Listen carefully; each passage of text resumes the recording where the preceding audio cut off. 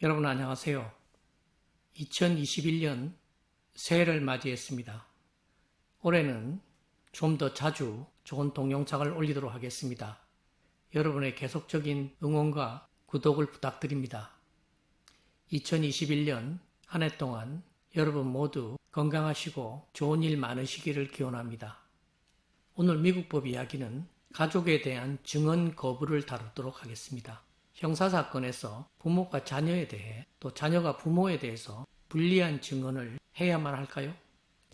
오늘은 먼저 영화 한 편을 보면서 이야기를 시작하겠습니다.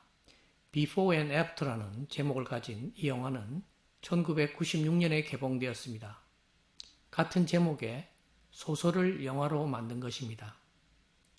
이 영화에서 아들이 여자친구와 다투다가 여자친구가 사고로 사망하는 불행한 일이 벌어집니다. 아들의 어머니는 경찰과 판사에게 사실대로 말하자고 합니다. 하지만 아버지는 사실대로 말할 경우 아들이 살인범으로 처벌을 받을 수 있다고 우려합니다. 그래서 아들의 범행 증거를 숨기고 아들에 대한 증언을 거부합니다. 영화의 이 부분을 잠시 보시도록 하겠습니다.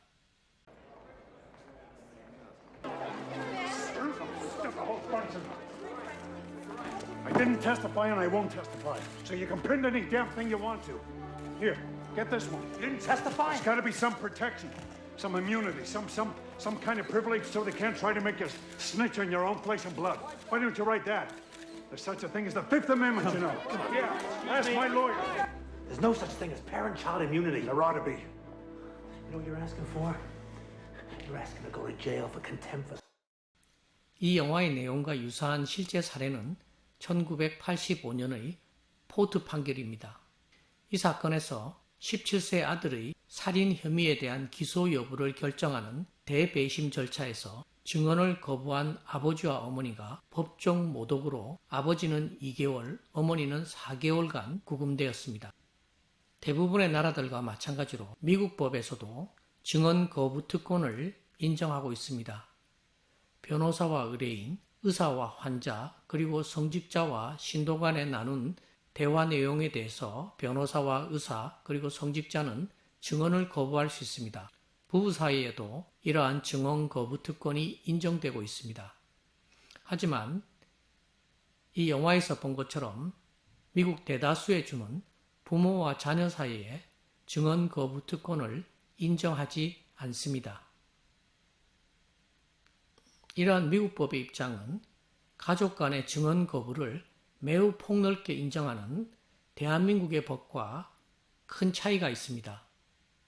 대한민국의 형사소송법은 부부간, 부모, 자녀 사이는 물론이고 친족 또는 친족이었던 자, 법정 대리인, 그리고 후견 감독인까지 증언 거부를 할 수 있도록 합니다.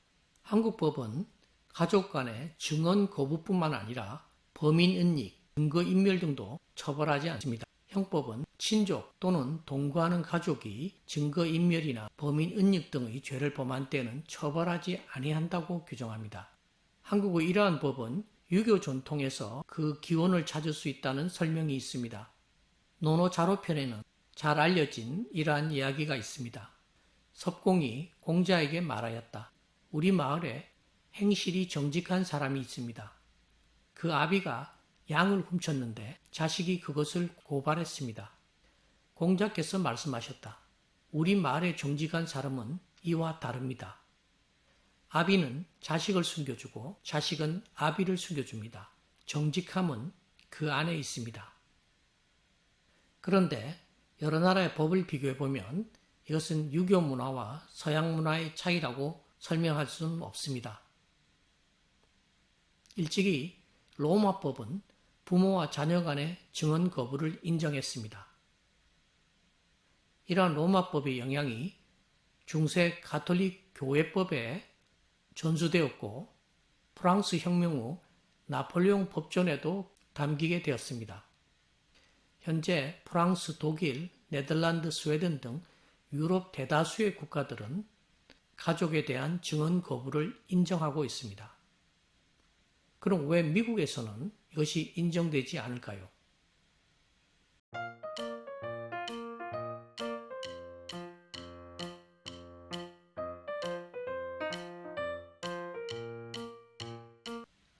미국 이야기를 하기 전에 법의 일반적인 원칙과 예외에 관한 이야기를 잠시 하겠습니다. 법에는 원칙과 예외가 존재합니다. 예를 들어 살인이나 폭행을 금지하고 명예훼손 등을 처벌합니다. 이것이 원칙이라면 이 각각에 대한 예외가 존재합니다. 예를 들어 살인이나 폭행이 정당방위로 인정받는 경우에는 처벌을 받지 않습니다. 명예훼손을 한 경우에도 그것이 진실하고 오로지 공공의 이익을 위한 것으로 인정받는 경우에는 처벌을 면하게 됩니다. 그런데 원칙과 예외의 관계는 항상 원칙을 중요시할 수밖에 없습니다. 정의롭고 공평한 법 적용을 위해서는 예외는 최소한으로만 인정해야 합니다. 증언 거부와 관련된 원칙과 예외를 본다면 원칙은 모든 사회 구성원이 안전한 사회를 만들기 위해 범죄자의 처벌에 협력해야 한다는 것입니다. 따라서 증거인멸을 해서는 안 되고 범죄와 관련된 사실을 목격하거나 알게 된 경우에는 그것에 관해서 정직하게 증언을 해야 될 의무를 지게 됩니다. 이러한 원칙에 대해서 예외적으로 증언 거부를 인정하는 경우가 있습니다. 미국 연방대법원은 증언 거부 특권이 진실 발견을 방해하므로 최소한으로 허용되어야 한다는 입장을 유지해오고 있습니다. 가족에 대한 증언 거부 특권과 관련한 현재 미국 법원들을 보게 되면 50개 주 중 거의 대다수의 주의 법원들은 부모와 자녀 간의 증언 거부 특권을 인정하지 않습니다.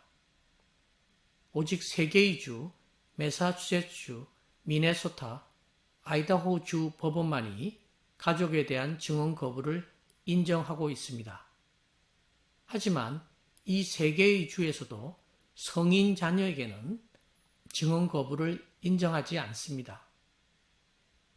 연방법원의 경우에도 일부 연방지방법원과 항소법원이 미성년 자녀와 부모 간의 증언 거부 특권을 인정했지만 성인 자녀와 부모 사이에는 특권을 인정하지 않습니다.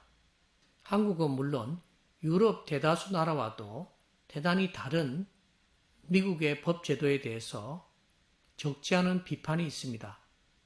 가족에 대한 증언 거부를 인정하지 않으면 가정의 평화, 가족 간의 화목을 저해할 수 있다는 것이 가장 큰 비판입니다. 가족 간의 프라이버시를 침해한다는 비판도 있고 무엇보다도 가족 간의 증언을 강요하는 경우에는 위증을 할 가능성이 매우 높다는 것이 이 제도의 현실적 맹점으로 지적되고 있습니다. 이러한 비판을 수용한 일부 변화의 예도 찾아볼 수 있습니다. 뉴욕주 최고법원은 미성년 자녀가 부모의 지원이나 조언을 얻기 위해 말한 내용에 관해서는 헌법상 프라이버시권에 따라 증언 거부를 할 수 있다고 판결했습니다. 마치 변호사나 성직자에게 상담한 내용에 대해 증언 거부를 인정하듯이 이러한 경우에는 부모가 변호사나 성직자와 같은 역할을 수행했다고 보는 것입니다. 매사추세츠 의회는 법률을 만들어 부모와 동거하는 미성년 자녀에게 부모에 대한 불리한 증언을 강요하지 못하도록 했습니다. 오늘 미국법 이야기는 여기서 마치겠습니다. 그럼 다음 동영상으로 찾아뵙도록 하겠습니다. 시청해 주셔서 감사합니다.